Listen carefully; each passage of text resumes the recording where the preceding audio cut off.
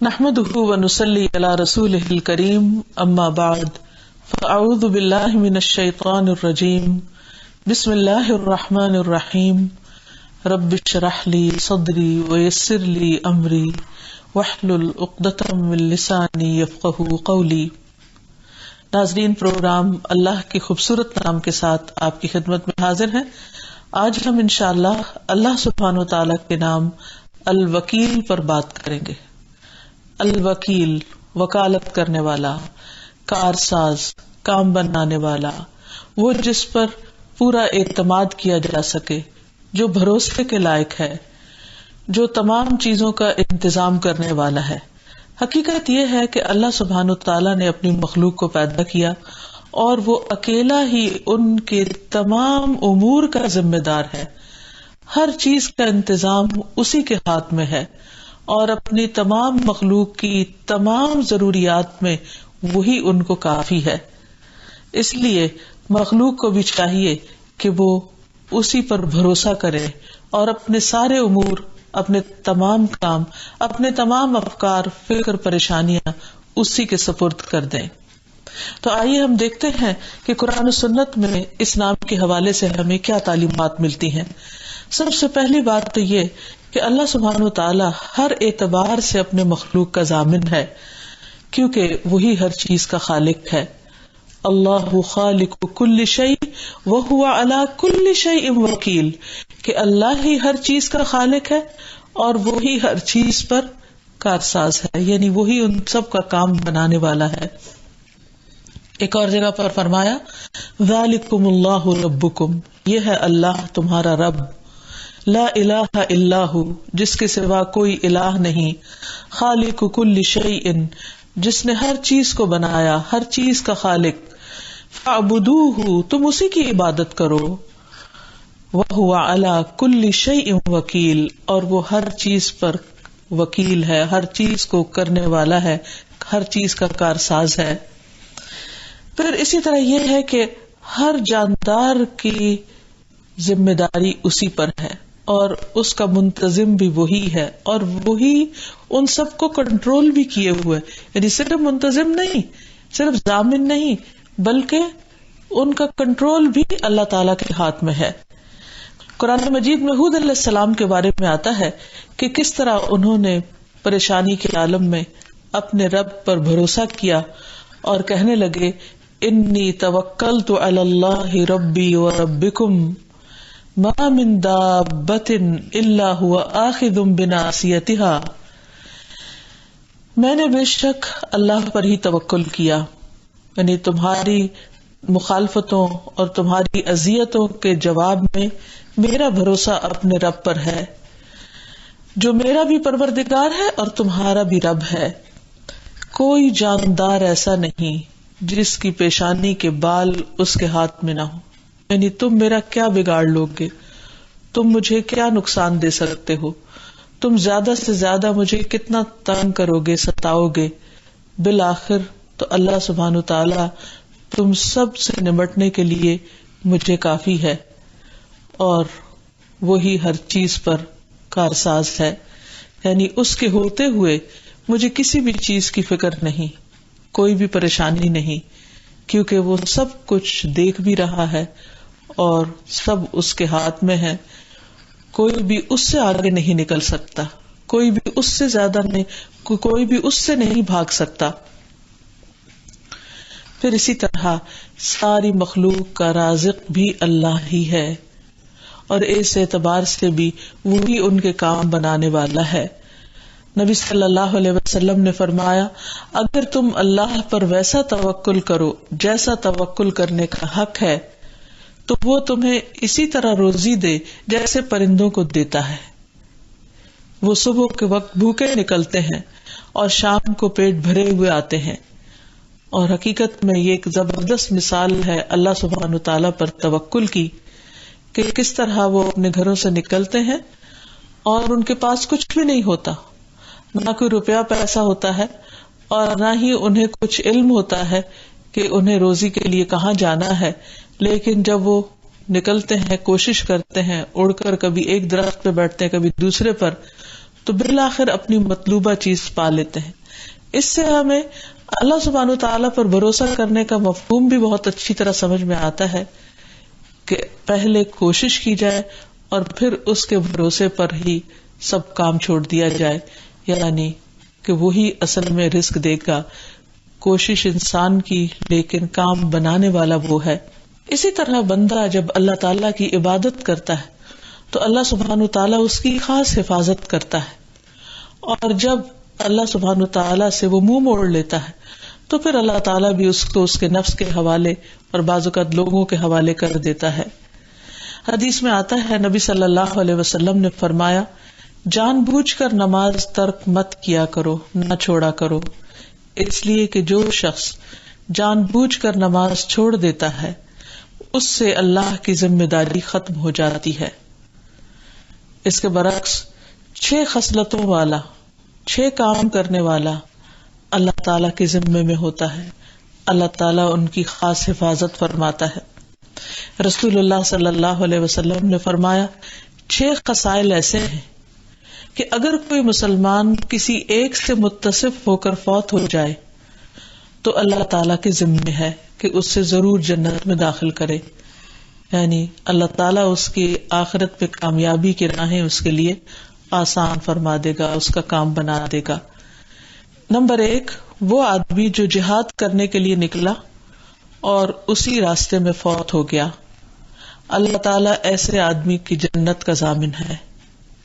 دوسرے، ایسا آدمی جو کسی جنازے کے پیچھے چلا، اگر اسی راستے میں فوت ہو گیا تو اس کا ذمہ دار بھی اللہ تعالیٰ ہے، یعنی وہ ایک نیکی کے راستے میں تھا، اسے بھی اللہ تعالیٰ جنت عطا فرمائے گا. تیسرے، وہ آدمی جو کسی بیمار کی تیمارداری کرنے کے لیے گیا اور یہی کام کرتے ہوئے اگر فوت ہو گیا تو اس کا ذمہ دار اللہ تعالیٰ ہوگا. چوتھے، وہ آدمی جس نے اچھی طرح وضو کیا پھر ادائیگی نماز کے لیے مسجد کی طرف نکلا، اگر اسی راستے میں فوت ہو گیا تو اللہ تعالیٰ اس کا ضامن ہوگا. یعنی مسجد میں جانے والا بھی دراصل اللہ تعالیٰ کے راستے میں ہوتا ہے، یعنی گویا جو شخص اللہ کی راہ میں نکلتا ہے، اللہ تعالیٰ کی رضامندی کے کام کرنے کے لیے نکلتا ہے، وہ اللہ تعالیٰ کی خاص حفاظت میں ہوتا ہے. پھر 5 وہ آدمی جو مسلمانوں کے کسی امام کے پاس آیا تاکہ اس کی پشپناہی اور تعظیم و تکریم کرے، اگر وہ اسی میں فوت ہو گیا تو اللہ تعالیٰ اس کا ضامن ہوگا. 6 وہ آدمی جو گھر میں رہتا ہے، یعنی گھر سے نکلا نہیں، لیکن نہ وہ کسی مسلمان کی غیبت کرتا ہے اور نہ کسی کے لیے غصے یا سزا کا باعث بنتا ہے، اگر وہ اسی حالت میں فوت ہو گیا تو اس کی جنت کا ضامن بھی اللہ تعالیٰ ہے. یعنی اللہ سبحانہ تعالیٰ اس پر بھی اپنی رحمت کرے گا کیونکہ وہ ایک اچھی زندگی بسر کر رہا ہے. انسان خواہ گھر کے اندر ہو یا گھر سے باہر ہو، اصل چیز جو قابل غور ہے وہ یہ ہے کہ انسان اللہ کا کتنا اطاعت گزار اور فرما بردار ہے. اور جو بندہ اللہ کا فرما بردار ہوتا ہے وہ اللہ تعالیٰ کے خاص بندوں میں شمار ہوتا ہے، اور اللہ تعالیٰ کے اوپر ذمہ عائد ہوتا ہے کہ وہ اس کے کام بنائے. جیسے قرآن مجید کی آیت میں بھی آتا ہے وَلَيَنْصُرَنَّ اللَّهُ مَن يَنْصُرُهُ، اللہ تعالیٰ ضرور اس کی مدد کرے گا جو اللہ کی مدد کرے گا، یعنی اللہ کے دین کی مدد کرے گا. ایک اور جگہ پر فرمایا ان تنصروا اللہ ینصرکم ویثبت اقدامکم، اگر تم اللہ کی مدد کرو گے تو اللہ تعالیٰ تمہاری مدد کرے گا، تمہارے کام بنا دے گا اور تمہارے قدم جما دے گا، یعنی تمہیں حق پر قائم رکھے گا اور اسی استقامت کے ساتھ تمہاری موت آئے گی. اور پھر جس کی موت ایمان پر ہو، حق پر ہو، پھر اس کے لیے آگے کے راستے آسان ہو جاتے ہیں. حقیقت یہ ہے کہ ایمان والوں کا وکیل اللہ ہے، وہ اسی کی ذات پر بھروسہ کرتے ہیں، اپنے تمام امور کو اس کے حوالے کر دیتے ہیں. انسان کے ذمہ تو کوشش کرنا ہے اور اس کا نتیجہ اللہ کے ذمہ ہے. جب انسان کوشش اور محنت کے بعد باقی چیز اللہ تعالیٰ کے سپرد کر دیتا ہے تو اس سے نہ اس کے اندر فخر اور غرور پیدا ہوتا ہے. جب وہ کچھ اچیو کر لیتا ہے تو وہ سمجھتا ہے کہ یہ سب اللہ سبحانہ و تعالیٰ کی رحمت اور فضل سے اس کو حاصل ہوا ہے, اور نہ ہی وہ کسی طرح بھی پریشان ہوتا ہے کیونکہ اسے معلوم ہے کہ اس کے ذمہ صرف کوشش کرنا ہے, نتیجہ تو اللہ کے ذمہ ہے.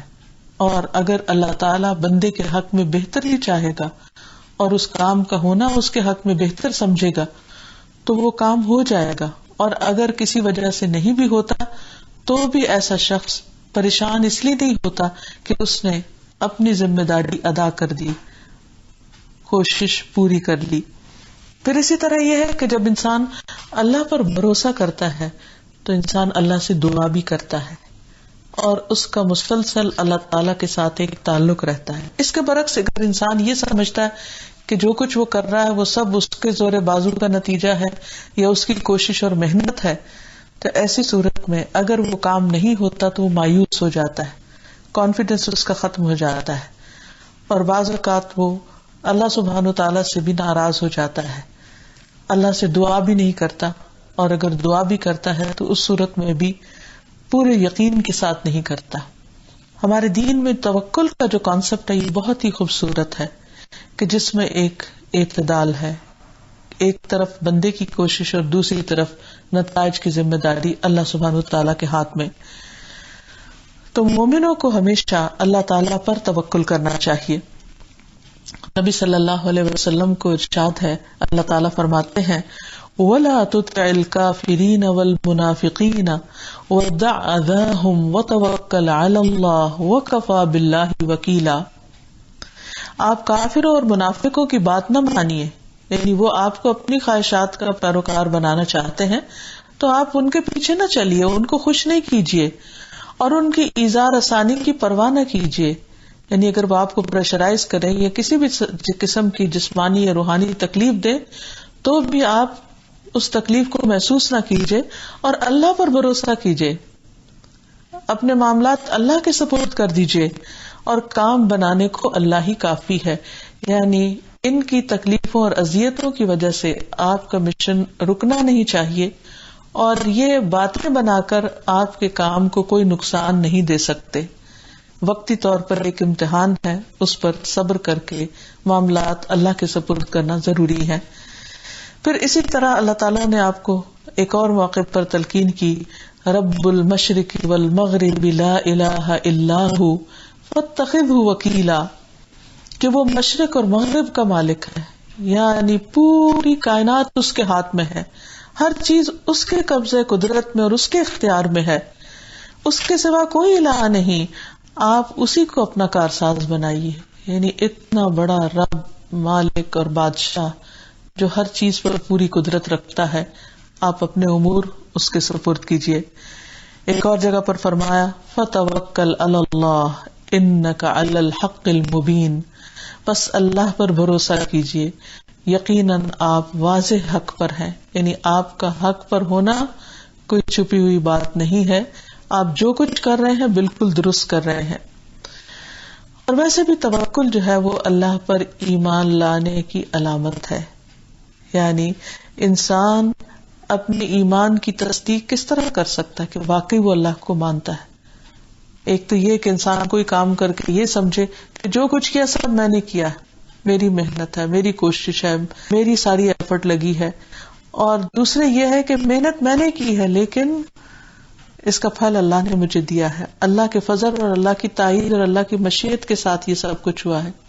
کیونکہ اللہ تعالیٰ قرآن مجید میں فرماتے ہیں وَمَا تَشَاءُونَ إِلَّا أَن يَشَاءَ اللَّهُ رَبُّ الْعَالَمِينَ, کہ کوئی کام نہیں ہوتا صرف تمہارے چاہنے سے جب تک کہ اللہ سبحانہ وتعالیٰ نہ چاہے. اور یہ ایک حقیقت ہے. تو جب ایک انسان اس حقیقت کو مان لیتا ہے تو دراصل اللہ تعالیٰ پر ایمان لانے کا ثبوت بھی دیتا ہے. قرآن مجید میں اللہ تعالیٰ فرماتے ہیں جب موسیٰ علیہ السلام نے اپنی قوم سے کہا وَقَالَ مُوسَىٰ يَا قَوْمِ إِن كُنتُمْ آمَنْتُمْ بِاللَّهِ فَعَلَيْهِ تَوَكَّلُوا إِن كُنتُمْ مُسْلِمِينَ, اور موسیٰ نے کہا اے میری قوم اگر تم اللہ پر ایمان لائے ہو تو اسی پر بھروسہ کرو, اب گھبراؤ نہیں, پریشان نہ ہو اگر تم فرمانبردار ہو. پھر اسی طرح توکل جنت میں لے جانے والی قوم کی علامت ہے. نبی صلی اللہ علیہ وسلم نے فرمایا جنت میں کچھ ایسی قومیں داخل ہوں گی جن کے دل نرم مزاجی اور توکل علی اللہ میں پرندوں کے دلوں کی طرح ہوں گے، یعنی اللہ پر بھروسہ کرنے والے ہوں گے۔ پھر انسان کو یہ بھی یقین ہونا چاہیے کہ ہر قسم کا نفع اور نقصان اللہ کے ہاتھ میں ہے، اور اللہ تعالیٰ اپنے بندے کو جو بھی عطا کرتا ہے وہ اس کی حکمت پر مبنی ہوتا ہے، اور وہی چیز بندے کے حق میں فائدہ مند ہوتی ہے۔ بعض اوقات لوگوں سے ڈراتے ہیں یا بعض توہمات کا شکار ہو جاتے ہیں اور اللہ تعالیٰ کے سوا دوسروں کو نفع نقصان کا مالک سمجھنے لگتے ہیں، تو توکل اس چیز کی بھی تردید کر دیتا ہے۔ قرآن مجید میں آتا ہے ان ارادنی اللہ بدر هل ہن کاشفات ضرہ او ارادنی برحمت هل ہن ممسکات رحمتہ قل حسبی اللہ علیہ یتوکل المتوکلون۔ اگر اللہ مجھے کوئی تکلیف پہنچانا چاہے تو تمہارے معبود اس کی پہنچائی ہوئی تکلیف کو کیا دور ہٹا سکتے ہیں؟ یا اگر وہ مجھ پر رحمت کرنا چاہے تو کیا وہ اس کی رحمت کو روک سکتے ہیں؟ ان سے کہو مجھے اللہ کافی ہے، یعنی نفع نقصان کا اصل مالک وہی ہے، اور بھروسہ کرنے والے اسی پر بھروسہ کرتے ہیں۔ تو زندگی میں کوئی بھی معاملہ ہو، خواہ ذاتی یا دین سے متعلق یا لوگوں سے متعلق، تو انسان تمام امور میں صحیح راستہ اختیار کرے، اللہ تعالیٰ کے بتائے ہوئے طریقے پر چلے، اور پھر معاملہ اللہ کے سپرد کر دے اور اللہ کے فیصلوں پر راضی بھی ہو جائے۔ کیونکہ جب ہم یہ کہتے ہیں نا رضیت باللہ ربا، کہ میں اللہ کے رب ہونے پہ راضی ہوں، تو اس کا مطلب یہ ہے کہ اللہ تعالیٰ کا جو بھی فیصلہ ہے میرے حق میں اس پر بھی میں راضی ہوں اور میں مطمئن ہوں۔ اور انسان ہر قسم کے توہمات کو بھی چھوڑ دے کہ اللہ تعالیٰ کے علاوہ کوئی اور اس کو کوئی کچھ نقصان دے سکتا ہے۔ کوئی بھی فائدہ یا نقصان کسی انسان کی طرف سے یا کسی سبب سے انسان کو جب ہی ہوتا ہے جب اصل میں اللہ سبحانہ وتعالیٰ اس کا اذن دیتا ہے۔ اللہ تعالیٰ نے نبی صلی اللہ علیہ وسلم کا نام بھی المتوکل رکھا۔ تورات میں آتا ہے کہ اللہ تعالیٰ نے فرمایا اے نبی بے شک ہم نے آپ کو گواہی دینے والا، بشارت دینے والا، امی عربوں کی حفاظت کرنے والا بنا کر بھیجا۔ آپ میرے بندے ہیں اور میرے رسول ہیں، میں نے آپ کا نام متوکل رکھا ہے۔ تو اس سے یہ پتہ چلتا ہے کہ یہ اتنی خوبصورت صفت ہے کہ جس کو اللہ تعالیٰ نے اپنے نبی صلی اللہ علیہ وسلم کے لیے پسند فرمایا۔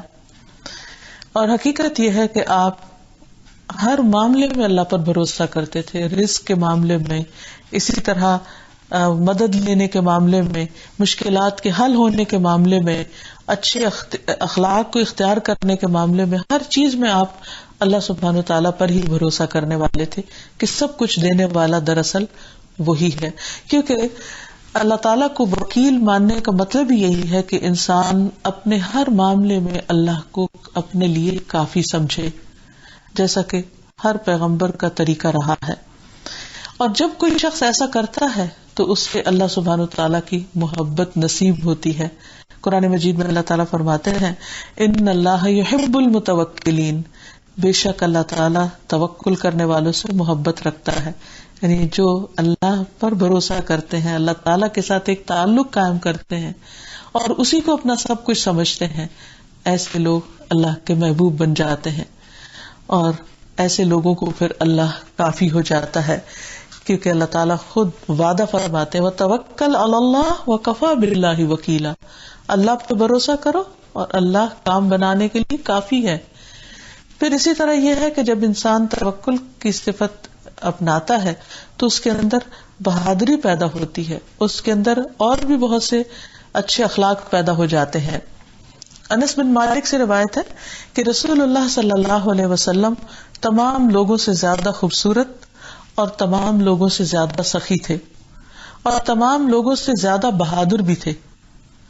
ایک رات مدینہ منورہ والے گھبرا گئے اور جس طرف سے آواز آ رہی تھی لوگ اس طرف چل پڑے، تو آپ صلی اللہ علیہ وسلم ان لوگوں کو واپس آتے ہوئے ملے، یعنی آپ اس سے پہلے چکر لگا کے آ رہے تھے، اور آپ اس آواز کی طرف سب سے پہلے تشریف لے گئے، یعنی جس سے لوگ ڈر گئے تھے۔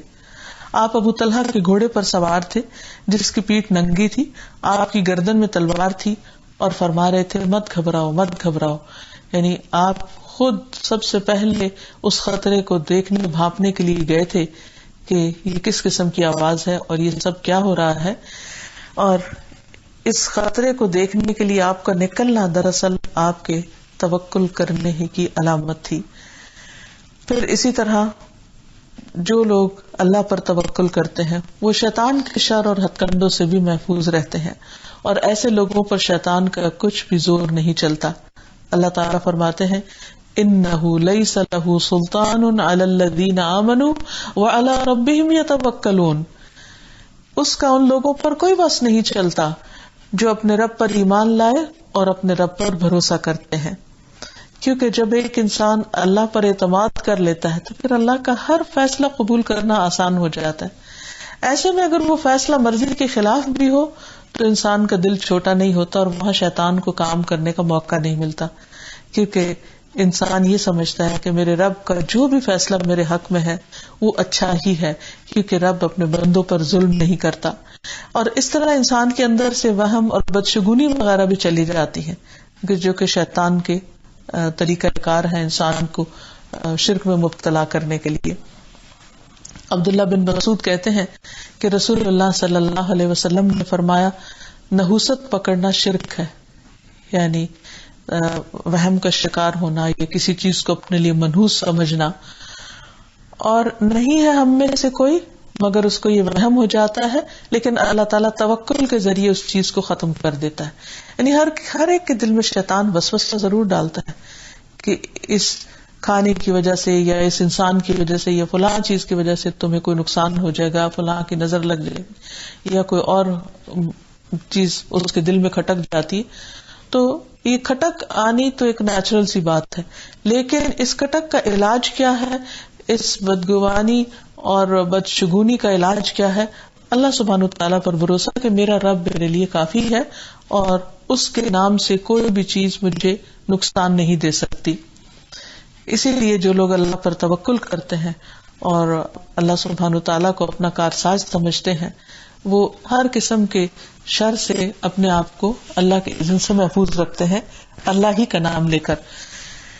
اسی لیے ہم دیکھتے ہیں کہ یعقوب علیہ السلام جب اپنے بیٹوں کو روانہ کر رہے ہیں تو ان کو ایک تلقین کرتے ہیں کہ کیا بچوں تم سب ایک دروازے سے داخل نہیں ہونا مصر میں، کہ کہیں ایسا نہ ہو کہ لوگوں کی نظر میں آ جاؤ، لیکن ساتھ ہی کہتے ہیں کہ وما اغنی عنکم من اللہ من شیء، میں اللہ سے تمہیں کچھ بھی فائدہ نہیں دے سکتے، نہیں اگر اللہ تعالیٰ نے تمہارے حصے میں کوئی یا تمہارے حق میں کوئی نقصان لکھا ہے تو میں اس سے تمہیں نہیں بچا سکتا، ہاں میں ایک تدبیر ضرور کر سکتا ہوں۔ ان الحکم الا للہ، فیصلہ سارا اللہ کے اختیار میں ہے۔ علیہ توکلت وعلیہ فلیتوکل المتوکلون، اسی پر میں نے بھروسہ کیا اور بھروسہ کرنے والوں کو اسی پر بھروسہ کرنا چاہیے، اور جو اللہ پر بھروسہ کرتے ہیں پھر اللہ تعالیٰ ان کو کافی ہو جاتا ہے۔ اور اللہ تعالیٰ پر بھروسہ کرنے کی وجہ سے انسان کا نقصان بھی پورا ہو جاتا ہے۔ جو وقتی طور پر ٹیسٹ آتا ہے، آزمائش ہوتی ہے، لیکن اللہ تعالیٰ کا وعدہ ہے کہ جو مجھے کارساز بنائے گا میں اس کے لیے کافی ہوں، تو پھر وہ نقصان بھی بعد میں فائدے میں بدل جاتا ہے۔ پھر آخرت میں بھی انسان کے لیے بہت بڑا اجر ہے توکل کرنے کے لیے۔ اسی طرح انسان کے لیے توکل کی وجہ سے آخرت میں بھی بہت بڑے اجر کا وعدہ ہے۔ اللہ تعالیٰ فرماتے ہیں وَلَأَجْرُ الْآخِرَةِ أَكْبَرُ لَوْ كَانُوا يَعْلَمُونَ الَّذِينَ صَبَرُوا وَعَلَى رَبِّهِمْ يَتَوَكَّلُونَ، اور البتہ آخرت کا اجر بہت بڑا ہے کاش وہ جانتے ہوتے، یعنی دنیا کے فائدوں کے مقابلے میں آخرت کا فائدہ تو بہت ہی زبردست ہے۔ لیکن یہ فائدہ کس کو ملتا ہے، کون اس کو پا سکتے ہیں؟ جن کے اندر یہ دو خوبیاں ہوں۔ نمبر 1 الذین صبروا، وہ لوگ جو مشکلات پر صبر کریں، وعلی ربہم یتوکلون، اور اپنے رب پر وہ توکل کرتے ہیں، یعنی مشکل سے نبٹنے کے لیے کوشش کے بعد معاملہ اللہ کے سپرد کر دیتے ہیں۔ ایسے لوگوں کو پھر اس مشکل سے نکلنے کی راہ مل جاتی ہے یا کچھ اس میں دیر ہو جاتی ہے، دونوں ہی صورتوں میں وہ اللہ تعالیٰ پر اپنا پورا اعتماد کرتے ہیں اور صبر سے کام لیتے رہتے ہیں. اور حقیقت یہ کہ صبر اور توکل ساتھ ساتھ بھی ہوتے ہیں. پھر اسی طرح توکل کرنے والوں کے لیے جنت کا وعدہ ہے. والذین آمنوا وعملوا الصالحات لنبوئنہم من الجنة غرفا تجری من تحتها الانہار خالدین فیہا نعم اجر العاملین الذین صبروا وعلی ربہم یتوکلون. اور جو لوگ ایمان لائے اور انہوں نے نیک عمل کیے ہم انہیں ضرور ہی جنت کے اونچے گھروں میں جگہ دیں گے جن کے نیچے سے نہریں بہتی ہیں، ہمیشہ ان میں رہنے والے ہیں. یہ ان عمل کرنے والوں کے لیے اچھا بدلہ ہے جنہوں نے صبر کیا اور اپنے رب پر بھروسہ کرتے ہیں. یعنی یہ توکل اتنی بڑی چیز ہے کہ جو بالآخر انسان کو ہمیشہ کی کامیابی سے دوچار کرتا ہے. پھر اسی طرح توکل جنت میں بغیر حساب کتاب کے داخلے کا ذریعہ بھی ہے. نبی صلی اللہ علیہ وسلم نے فرمایا میری امت کے 70,000 لوگ بغیر حساب کے جنت میں جائیں گے جو دم طلب نہیں کرتے، یعنی کسی سے نہیں کہتے کہ آؤ مجھ پہ دم کرو، اور نہ شگون لیتے ہیں اور اپنے رب ہی پر بھروسہ کرتے ہیں. تو جو شخص اللہ سبحانہ وتعالیٰ کو اپنا وکیل سمجھ لے اسے چاہیے کہ پھر وہ اپنے رب پر ہی بھروسہ کرے، اپنے رزق کا ضامن بھی اسی کو سمجھے، یعنی محنت کرے، کوشش کرے، جو بھی چھوٹی یا بڑی جاب ملے اس میں بھی پوری امانت داری سے اپنا کام کرے. اگر کوئی کاروبار ہے تو اس میں بھی خوب دل لگائے اور فوری جلد فائدوں کی امید نہ رکھے اور مسلسل محنت کرتا رہے اور باقی معاملات اللہ کے سپرد کر دے. کیونکہ توکل کا معنی یہ نہیں ہے کہ انسان عاجز ہو کر بیٹھ جائے، ہاتھ پہ ہاتھ رکھ کے بیٹھ جائے کہ اگر ہماری قسمت میں روزی لکھی ہوگی تو خود ہی آ جائے گی.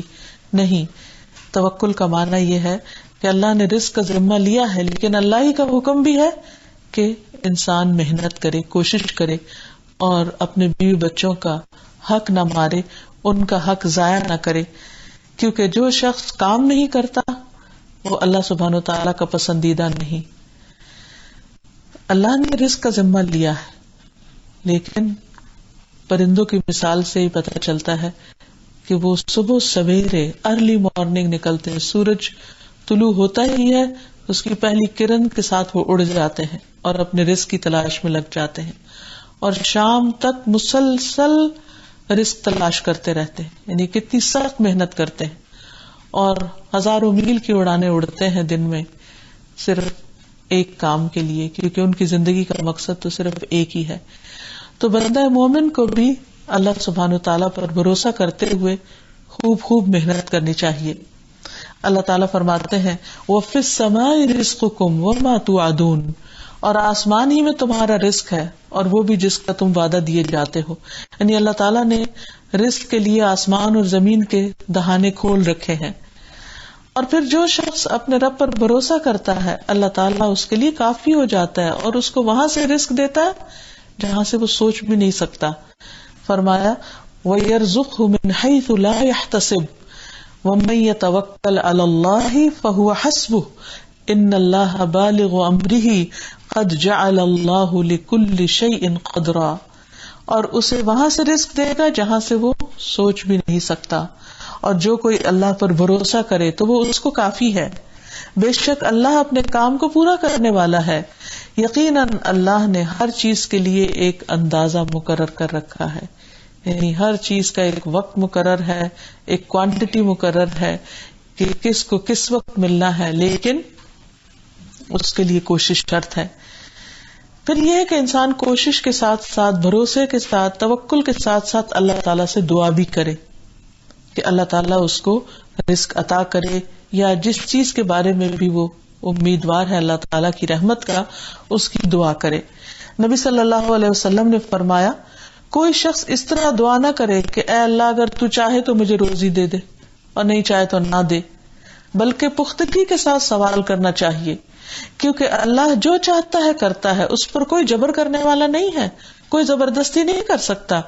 لیکن بندوں کا فرض بنتا ہے کہ وہ اللہ تعالیٰ کو اپنا سمجھ کر اور اس پر بھروسہ کرتے ہوئے، اس کو اپنا وکیل اور کارساز سمجھتے ہوئے اس سے خوب مانگے. بندوں سے مانگنے کی بجائے اللہ سبحانہ وتعالیٰ سے مانگے. اور پھر جو بندہ اللہ تعالیٰ سے رزق مانگتا ہے اللہ تعالیٰ اس کو رزق عطا کرتا ہے. رزق کے علاوہ باقی بھی جتنے مرحلے ہیں زندگی میں انسان کے اور جتنے بھی معاملات ہیں ان سب میں بھی انسان کو اللہ تعالیٰ پر ہی بھروسہ کرنا چاہیے. اللہ سبحانہ وتعالیٰ نے فرمایا وَتَوَكَّلْ عَلَى الْحَيِّ الَّذِي لَا يَمُوتُ وَسَبِّحْ بِحَمْدِهِ، اور زندہ پر بھروسہ کر جو نہیں مرے گا اور اس کی حمد کے ساتھ تسبیح کر. عام طور پر انسان کو جب کوئی مشکل پیش آتی ہے تو وہ اپنے دائیں بائیں دیکھتا ہے، اس کی نظریں اپنے جیسے انسانوں پر پڑتی ہیں اور پھر اس کو تسلی ہوتی ہے اگر انسانوں میں سے کوئی اس کی مدد کرنے والا اس کو دکھائی دیتا ہے. لیکن یہاں پر کیا سکھایا جا رہا ہے کہ دیکھو انسان تو فانی ہے، انسان تو جانے والے ہیں، انسانوں کا دیا ہوا فائدہ تو محدود ہے، لمیٹڈ ہے. انسان کو بھروسہ انسانوں پر نہیں اللہ سبحانہ وتعالیٰ پر کرنا چاہیے.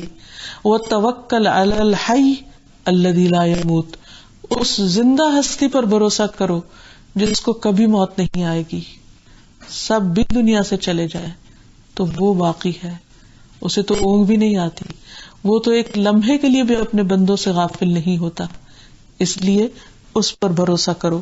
وَسَبِّحْ بِحَمْدِهِ، اور اس کی حمد کے ساتھ اس کی تسبیح کرتے رہو. پھر اسی طرح اللہ تعالیٰ نے بنی اسرائیل کو بھی یہی تلقین کی تھی. فرمایا وَآتَيْنَا مُوسَى الْكِتَابَ وَجَعَلْنَاهُ هُدًى لِبَنِي إِسْرَائِيلَ أَلَّا تَتَّخِذُوا مِن دُونِي وَكِيلًا، اور ہم نے موسیٰ علیہ السلام کو کتاب دی اور اسے بنی اسرائیل کے لیے ہدایت بنایا کہ تم میرے سوا کوئی اور کارساز نہیں پکڑو گے.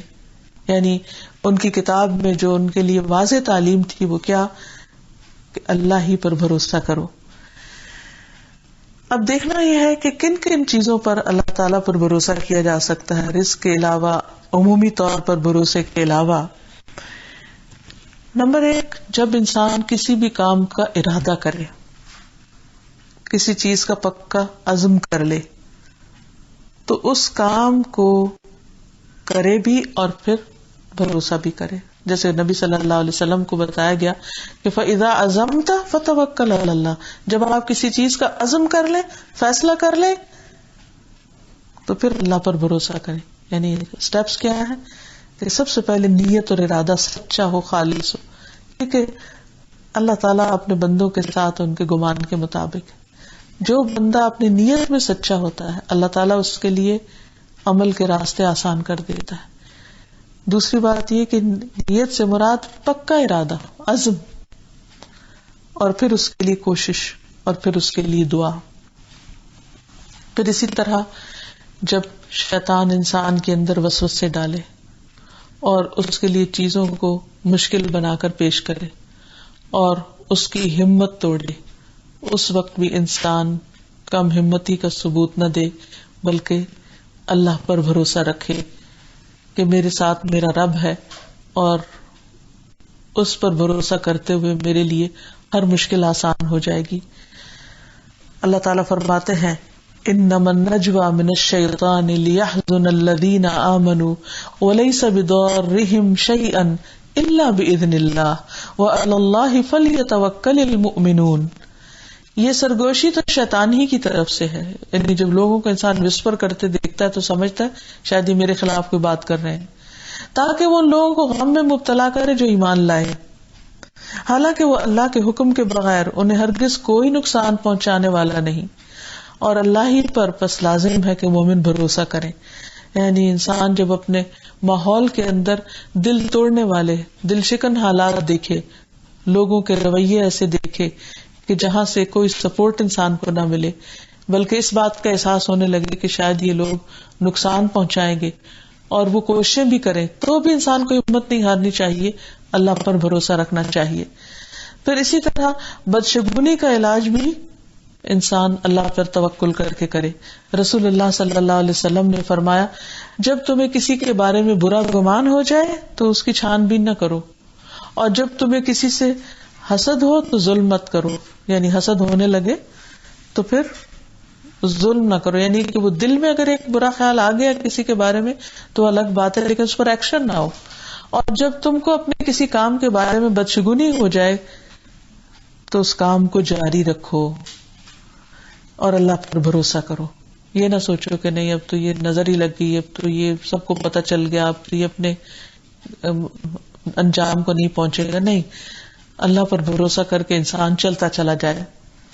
پھر اسی طرح اگر انسان واضح علامات بھی دیکھے کہ لوگ اس کو نقصان دینے کی کوشش کر رہے ہیں تو بھی وہ اللہ کا سہارا پکڑے اور کہے کہ میرے ساتھ میرا رب ہے، کسی کی سازشیں اور چالیں مجھے نقصان نہیں دے سکتی. فرمایا قل لن یصیبنا الا ما کتب اللہ لنا، کہہ دیجئے ہمیں ہرگز کوئی نقصان نہیں پہنچے گا مگر وہی جو اللہ نے ہمارے لیے لکھ دیا. ہوا مولانا، وہی ہمارا مولا ہے، وہی کارساز ہے. وعلی اللہ فلیتوکل المؤمنون، اور اللہ پر مومنوں کو بھروسہ کرنا چاہیے. اسی طرح لوگوں کی اذیتوں اور لوگوں کی تکلیف دہ باتوں پر، لوگوں کی الزام تراشی پر جب لوگ بے رخی اختیار کر جائیں، انسان کو چھوڑ جائیں، انسان تنہائی محسوس کرے، تو اس وقت بھی وہ کہے کہ میں تنہا نہیں ہوں، میرے ساتھ میرا رب ہے. حسبی اللہ و نعم الوکیل. نبی صلی اللہ علیہ وسلم کو تسلی دی گئی. فَإِن تَوَلَّوْا فَقُلْ حَسْبِيَ اللَّهُ لَا إِلَٰهَ إِلَّا هُوَ عَلَيْهِ تَوَكَّلْتُ وَهُوَ رَبُّ الْعَرْشِ الْعَظِيمِ. پھر اگر یہ لوگ آپ سے اعراض برت رہے ہیں، آپ سے منہ پھیر رہے ہیں، آپ سے بے رخی کر رہے ہیں، تو آپ ان سے کہہ دیجئے کہ مجھے میرا اللہ کافی ہے. یعنی سارے انسانوں کے مقابلے میں میرا رب مجھے کافی. کیونکہ اگر سارے انسان مل کر بھی کسی کو کوئی نقصان دینا چاہے تو دے نہیں سکتے مگر یہ کہ اللہ چاہے. فرمایا جس کے سوا کوئی الہ نہیں، میں اسی پر بھروسہ کرتا ہوں اور وہ عرش عظیم کا رب ہے. اتنا بڑا رب، اس کے ہوتے ہوئے مجھے کوئی نقصان نہیں دے سکتا.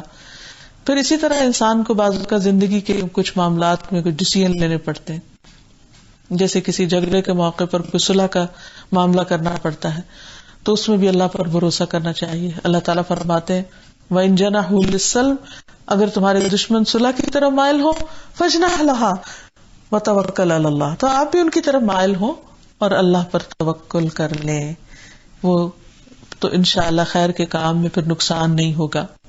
اسی طرح جب دشمنوں کا خوف ہو تو اس وقت بھی جیسے موسیٰ علیہ السلام نے اپنی قوم سے کہا تھا کہ تم اللہ پر بھروسہ کرو.